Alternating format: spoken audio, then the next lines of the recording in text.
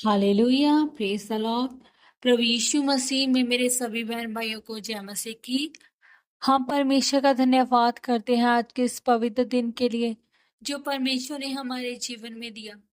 सारा आदर महिमा और जलाल पर खुदावंद प्रभु यीशु मसीह के पवित्र नाम को देते हैं। हमारी आज की इस वीडियो में हम परमेश्वर के पवित्र वचन को मेरी भविष्यवाणियों की पुस्तक में से पढ़ेंगे।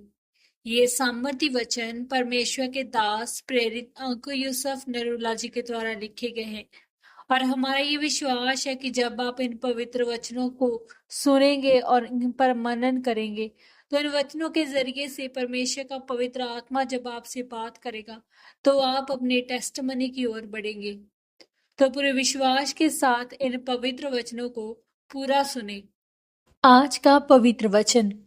आराधना की सामर्थ आपके बंधनों को तोड़ डालेगी। जैसा कि परमेश्वर के पवित्र वचन प्रेरितों के काम 16 अध्याय उसके 25 और 26 वचन में लिखा है। आधी रात के लगभग पौलुस और सिलास प्रार्थना करते हुए परमेश्वर के भजन गा रहे थे और कैदी उनकी सुन रहे थे।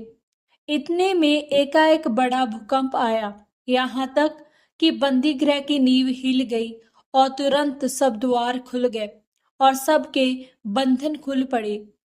मेरे प्रियो, जैसा कि पवित्र बाइबल में लिखा है कि पौलुस और सिलास को जब बेंतें मारकर बंदी गृह में डाला गया तो उन्होंने हियाव नहीं छोड़ा और पवित्र बाइबल में लिखा है कि आधी रात के लगभग वह परमेश्वर के भजन गाने लगे, क्योंकि उन्हें पता था कि जिस परमेश्वर की हम आराधना कर रहे हैं वह हमें छुड़ाने की सामर्थ्य रखता है। और लिखा है कि जब वह आराधना कर रहे थे तो भूकंप आया और बंदी गृह की नींव हिल गई और बंदी गृह के सारे द्वार खुल गए और उनके बंधन खुल गए और परमेश्वर ने उन्हें आजाद किया।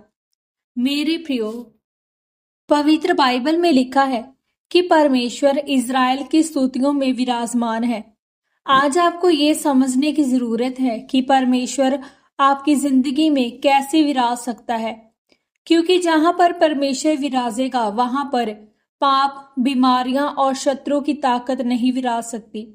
लेकिन इसके लिए आपको आराधना करनी पड़ेगी। जब आप आराधना के महत्व को समझ जाएंगे कि वह कितनी ताकतवर है, वह शैतान के खिलाफ कितना बड़ा हथियार है, तो फिर आप कभी भी निराश नहीं होंगे।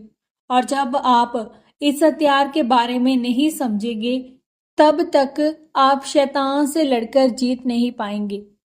पवित्र बाइबल में लिखा है कि दाऊद से बड़ा कोई भी राजा नहीं था। जब वो परमेश्वर की आराधना करता था तब वह लड़कियों के समान नाचता था। जब उसकी पत्नी ने उसे नाचते हुए देखा तो उसने अपने मन में दाऊद को तुच्छ जाना। पर दाऊद ने अपनी पत्नी से कहा कि जिस परमेश्वर ने मुझे चंगा किया है और तेरे पिता का सिंहासन मुझे दिया है, मैं उसके लिए और भी नीचा होकर नाचूंगा। मेरे प्रियो, उसी तरह से जब आप परमेश्वर के भवन में जाए हैं तो अब आप अपनी बीमारी के कारण दुखी, निराश होकर बैठे न रहें, बल्कि आप अपने दुखों में अपने परमेश्वर की आराधना करें। फिर परमेश्वर आपको आपके दुखों से आजाद करेगा।